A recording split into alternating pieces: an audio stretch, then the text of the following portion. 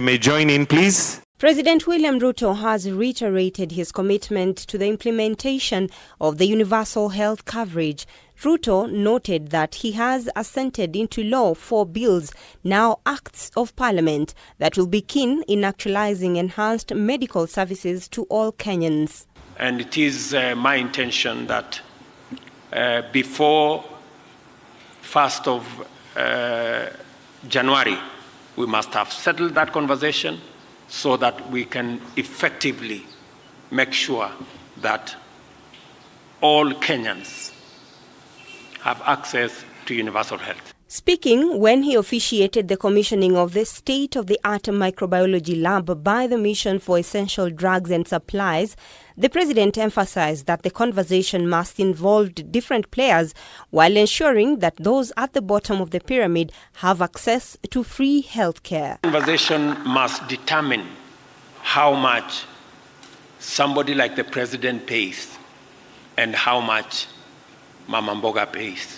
Ruto also gave a directive for a collaborative approach between the Kenya Medical Supplies Authority KEMSA and Mission for Essential Drugs and Supplies MEDS, noting their collaboration would account for over 80% of the market share. Since the advent of devolution, MEDS has supplied over 7.5 billion shillings worth of medical commodities to counties and government institutions, playing a complementary role to KEMSA.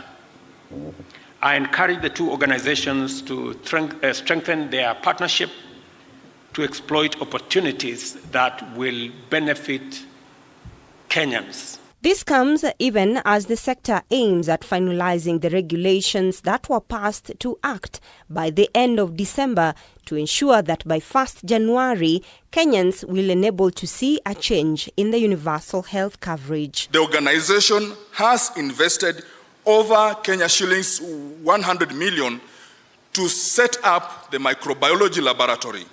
This new facility will increase the capacity of the laboratory to carry out our wider range of tests, hence enhance contribution to improving quality of healthy commodities in the country and the region and fighting the menace of counterfeit medicine. During the launch, it was affirmed also that the government will support the pharmaceutical sector to strengthen its local manufacturing capacity and review the tax regime and the cost of doing business in the sector. We have our institution, which is KEMSA, dealing with the supply chain, and KEMSA serves close to 60%. MEDS in its own, Your Excellency, serves 20%. So if we put MEDS and KEMSA together, that gives us 80%, which is critical in the 80-20 rule in ensuring that we get our supply chain right for medical products and technologies. Robbie Omondi, K24.